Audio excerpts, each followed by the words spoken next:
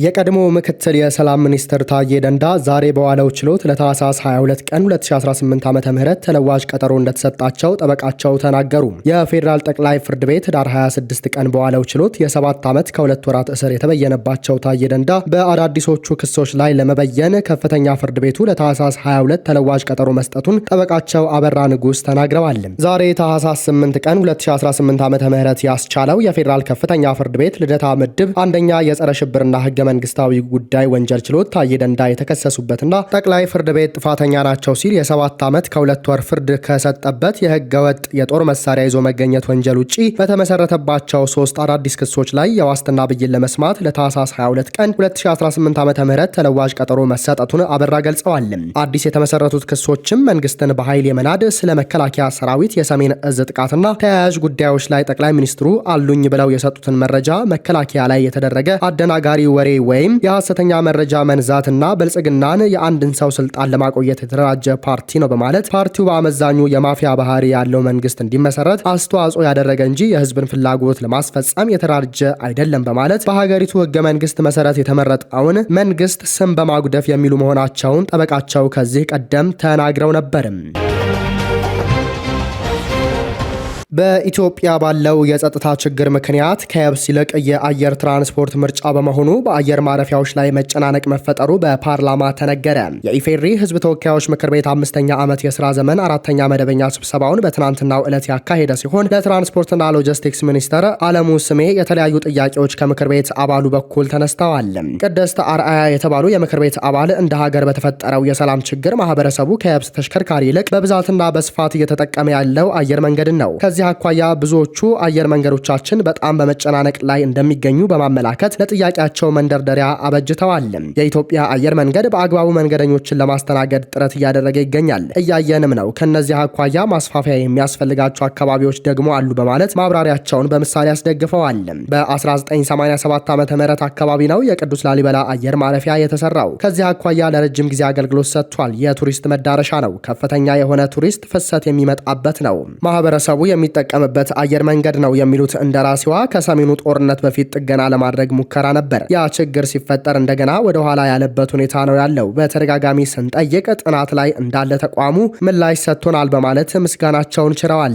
ይሁንና ቀጣይ ካለው የቱሪስት ፍሰት ማህበረሰቡ እንደሚጠቀምበት የትራንስፖርት አማራጭ እንደመሆኑ መጠን ማስፋፊያና እድሳት ለማድረግ ምን ታስቧል ሲሉ ጠይቀዋል። የትራንስፖርትና ሎጂስቲክስ ሚኒስትሩ አለሙ ስሜ በአገሪቱ የተለያዩ ክልሎች የአየር ማረፊያዎች ግንባታቸው የተጀመረው በክልል መንግስታትና በባለ ሀብቶች መሆናቸውን ገልጸው ግንባታቸው ደረጃቸውን የጠበቁ እንዲሆኑ ሚኒስትራቸው የቴክኒክ ድጋፍ እያደረገላቸው መሆኑን አስረድተዋል። የአየር ማረፊያዎች የግንባታ ሂደታቸው ግን የመጓተት ችግር የሚስተዋልባቸው መሆኑን ያልሸሸጉት ሚኒስትሩ ችግሩ መፍትሄ እንዲያገኝ ርብርብ ይደረጋል ብለዋል። ኢትዮጵያና ሩሲያ የኒውክሌር ኃይል መረጃዎችን ምስጢራዊነት ለመጠበቅ የሚያስችል ስምምነት ተፈራረሙ። ኢትዮጵያና ሩሲያ በሞስኮ እየተካሄደ ባለው የሁለቱ ሀገራት የመጀመሪያ ስብሰባ ላይ የኒውክሌር ኃይል ምስጢራዊ መረጃዎችን የመጠበቅ ስምምነት ወይም ኤንዲኤ መፈራረማቸው ተገለጸ። ስምምነቱ የኢትዮጵያ ኒውክሌር ኃይል ኮሚሽን ኮሚሽነር አቶ ሳንዶካን ደበበና የሩሲያ ፌዴሬሽን የሮስቶም ኢነርጂ ፕሮጀክቶች ዋና ዳይሬክተር አንድሬ ሮዝዲስቲቨን ተፈራርመዋል። ይህ ምስጢራዊ መረጃዎችን የመጠበቅ ስምምነት ረመው ሁለቱ ሀገራት የኢትዮጵያን የመጀመሪያ የኒውክሌር ኃይል ማመንጫ ጣቢያ ግንባታና ልማት ለማፋጠን ቀደም ብለው የተገቡትን ስምምነቶች ተግባራዊ የማድረግ የቁርጠኝነት አካል ነው በማለቱ ተዘግቧል። በመስከረም ወር ኢትዮጵያና ሩሲያ በኢትዮጵያ የኒውክሌር ኃይል ማመንጫ ፕሮጀክት ለመገንባት የሚያስችል ስምምነት ተፈራርመዋል። ስምምነቱ መስከረም 15 ቀን 2018 ዓ.ም በሩሲያ አቶሚክ ኢነርጂ ኮርፖሬሽን ዋና ዳይሬክተር አሌክሲ ላክቼቭ እና በኢትዮጵያ የውጭ ጉዳይ ሚኒስትር ጌዲዮን ጢሞቴዎስ መካከል መፈረሙ ይታወቃል። ይህንን ተከትሎ የሩሲያ አቶሚክ ኢነርጂ ኮርፖሬሽን ዘመናዊ በሆነው እንዲሁም ደህንነቱ በተጠበቀው VVER 1200 ቴክኖሎጂ የኢትዮጵያ የኒውክሌር ኃይል ማመንጫ ጣቢያ እንደሚገነባ በኢትዮጵያ የሩሲያ አምባሳደር ኢቭጄኒ ቴሬኪን አስታውቀዋል።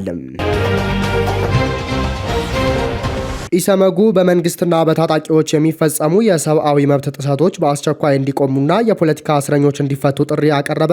የኢትዮጵያ ሰብአዊ መብቶች ጉባኤ ኢሰመጉ በአገሪቱ የተለያዩ አካባቢዎች በመንግስትና በመንግስታዊ ባልሆኑ አካላት የሚፈጸሙ የሰብአዊ መብት ጥሰቶች እንዲቆሙ፣ ግጭቶች በውይይት እንዲፈቱና የፖለቲካ እስረኞች እንዲፈቱ የሰብአዊ መብቶችን ቀንን አስመልክቶ ባወጣው መግለጫ አሳሰበ።